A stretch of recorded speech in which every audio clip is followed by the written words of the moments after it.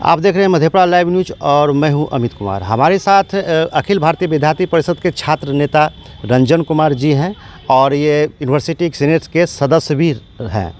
आज इनसे जानते हैं कि बीएड प्रकरण जो मधेपुरा बीएनयू में जो चल रहा है, घोटाला जो चल रहा है, बहुत बड़ा धांधली जो खूब भर कर सामने आ रही है, इनके मामला में क्या मामला चल रहा है, इनसे पूछते हैं।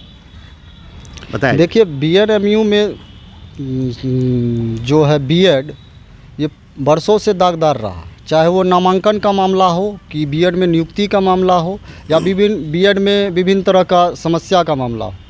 ये बराबर अनियमितता बीएड मामले में बढ़ती गई है, चाहे वो हाल में हुए स्पोर्ट नामांकन से संबंधित हो और इससे पूर्व अखिल भारतीय विद्यार्थी परिषद के द्वारा बार बार सीनेट और सिंडिकेट के घेराव में भी बार बार मांग पत्र दिया गया। उस पर सिंडिकेट में कमेटी भी बनी, लेकिन बीएड मामले में विश्वविद्यालय प्रशासन ने कोई कार्रवाई अब तक उस कमेटी का ना किया गया, ना ही उस कमेटी के रिपोर्ट को सार्वजनिक किया गया, ना ही दोषी पर कार्रवाई की गई। ये बीएड जो घोटाला हो रहा है, जिस पर आप लोग कह रहे हैं, इसमें मुख्य बिंदु क्या क्या है वो ज़्यादा जानकारी। एक तरह से जो है अंगीभूत महाविद्यालयों में चल रहे बीएड में सबसे बड़ा तो नियुक्ति का मामला है, चाहे उसमें भाई भतीजावाद हो, चाहे अर्हता नहीं पूरे करने वालों की बहाली का मामला हो, चाहे बिना टेंडर के भवन निर्माण का मामला हो, चाहे नामांकन का मामला हो। और पूर्व में भी अखिल भारतीय विद्यार्थी परिषद द्वारा पिछले सत्र में जो नामांकन हुआ था कि 80 कैटेगरी के जगह जनरल एक छात्रा का नामांकन टीपी कॉलेज में हुआ था और वो विवादित मुद्दा रहा था बीएन मंडल विश्वविद्यालय में। हम लोग बराबर उस पर आवाज़ भी उठाए थे, लेकिन बाद में विश्वविद्यालय प्रशासन के जरा इस पर एक पॉइंट पर रुकना चाहेंगे। एक जानकारी आपसे चाहिए कि खास करके ये भाई और भतीजावाद, ये उभर कर बार बार ये शब्द आता है, इस पर थोड़ा डिफाइन करके समझाएंगे। इसमें होता क्या कि देखिएगा, बीएड के मामले में जहाँ तक है कि जब नियुक्ति होगी तो अपने, चाहे वो रिश्तेदार हो, चाहे कोई नौकर हो, कोई ड्राइवर हो, उसका मतलब बहाली कर दिया जाता है बीएड में।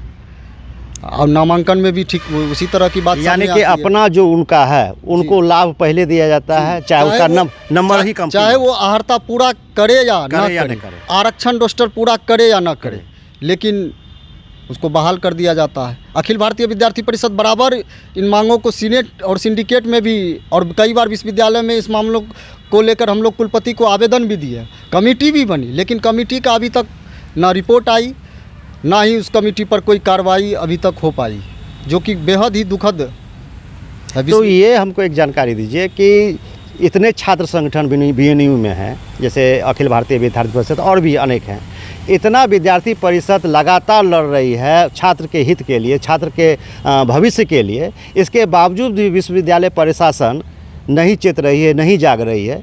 क्या लगता है ये टकराहट लगातार बढ़ते जा रही है, इसका क्या परिणाम होगा? देखिए, अखिल भारतीय विद्यार्थी परिषद का आंदोलन का एक सकारात्मक पक्ष आया था सामने कि जब हम लोगों ने आंदोलन किया तो कमेटी बनी थी, बजाते सिंडिकेट में कमेटी बनी थी सभी महाविद्यालयों को जांच को लेकर। उसमें कई सिंडिकेट के माननीय सदस्य भी है, जो कि वर्तमान में अभी विधायक भी, लेकिन अभी कमेटी की जाँच नहीं हो पाई है और उसका रिपोर्ट सार्वजनिक नहीं हो पाया है। यदि कमेटी की जांच होगी और उसका रिपोर्ट सामने आएगा तो उसमें बहुत तरह की बातें सामने आ सकती है विश्वविद्यालय। क्या लगता है आपको कि ये जांच कमेटी का रिपोर्ट, चूँकि आप छात्र नेता से हित से जुड़े हुए हैं, लगातार यूनिवर्सिटी में आप रहते हैं, क्या लगता है कि ये रिपोर्ट आ पाएगी भी या यूं ही ठंडे बस्ते रहेगी? तो अपने स्तर से प्रयास कर रहे हैं, अखिल भारतीय विद्यार्थी परिषद द्वारा लगातार प्रयासरत है और बार बार हम लोग अपने मांग में शामिल करते कि बीएड में जो भी तरह की अनियमितता हुई उसकी जाँच की जाए, चाहे नामांकन का हो, नियुक्ति का हो, चाहे उसमें जो भी तरह। हाल में पिछले दिनों आप लोग जाने होंगे कि 2-3 बीएड कॉलेज का मान्यता को रद्द कर दिया गया था। उसमें भी हम लोगों ने मांग रखा था कि किन वजहों से और किन की कमियों के कारण ये बीएड की मान्यता रद्द हुई, उसका भी मतलब सामने आना चाहिए और उस पर कार्रवाई होनी चाहिए। तो हमारे साथ जुड़े हुए थे रंजन कुमार जी और ये भी आक्रोशित हैं विश्वविद्यालय में लगातार हो रहे घोटाले से। ये भी परेशान है कि छात्र हित की बात करने वाले विश्वविद्यालय प्रशासन जरा सा भी छात्र हित के बारे में नहीं सोचते हैं और हालिया प्रकरण बीएड घोटाला का है। क्या होगा ये पद दर पद हम निकालते रहेंगे, क्या क्या घटना होगी, क्या घटनाक्रम आगे और बढ़ेगी। तो बने रहिए हमारे साथ और देखते रहिए मधेपुरा live news.com।